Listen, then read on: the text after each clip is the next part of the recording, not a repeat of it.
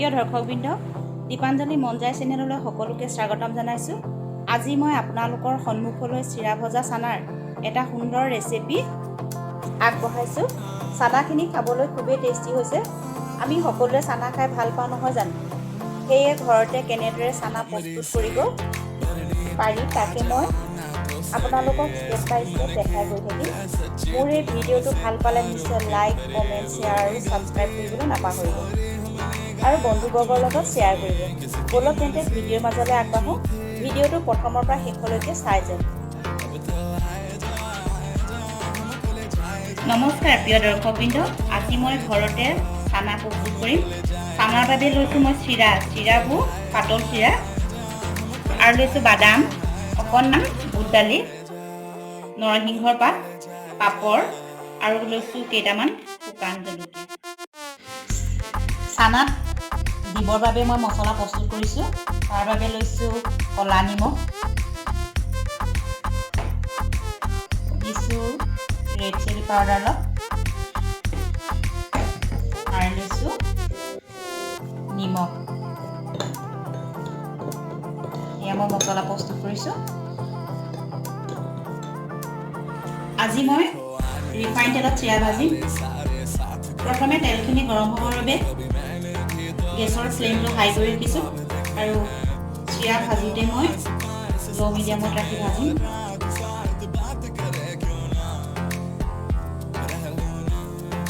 চিৰাখিনি মই এনেদৰে এখন ষ্টীলৰ চেকনিত উঠাই লৈছোঁ।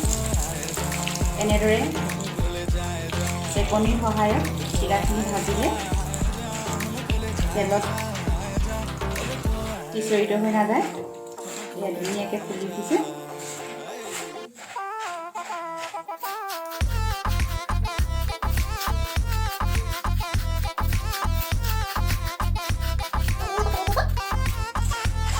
চিৰাখিনি টান হৈ থাকিলে ভাল নালাগে।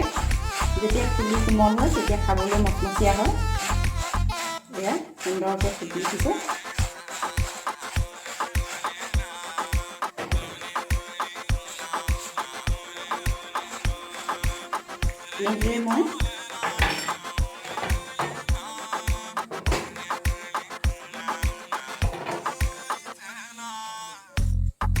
এনেদৰে মই ভাজি গৈ থাকিম চিৰাখিনি আৰু এখন পেপাৰৰ ওপৰত মই অতিৰিক্ত তেলখিনি দিবৰ কাৰণে এনেদৰে ৰাখিছোঁ। এনেদৰে মই বুট দালিখিনিও ভাজিছোঁ।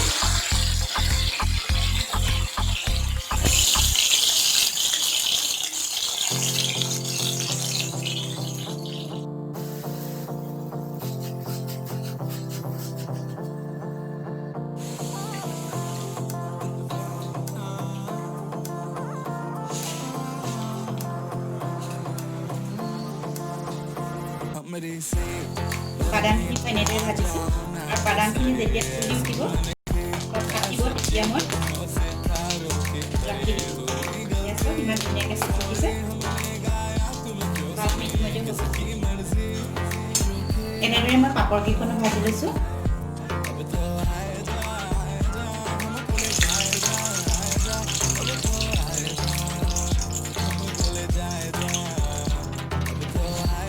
জলকীয়াকেইটাও এনেদৰে মই ভাজি লৈছোঁ। এয়া মোৰ চানা প্ৰস্তুত হৈ গৈছে ইতিমধ্যে।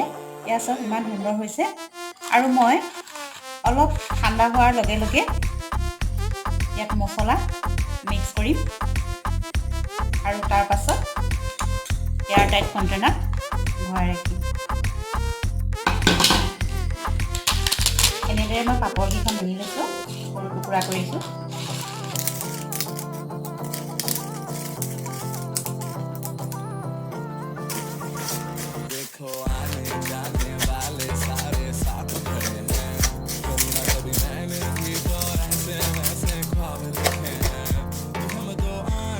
এতিয়া মই মছলা তৈয়াৰ কৰি থোৱা মছলাখিনি ইয়াত এড কৰিছোঁ।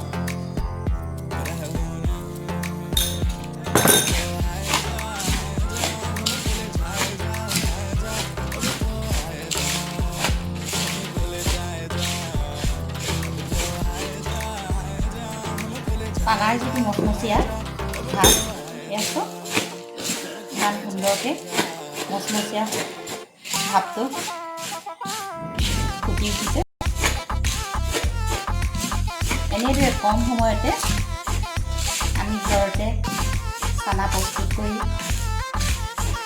ৰাখিলে আমাৰ কোনো অসুবিধা নহয় আৰু ঘৰত প্ৰস্তুত কৰা চানা খায়ো ভাল লাগে।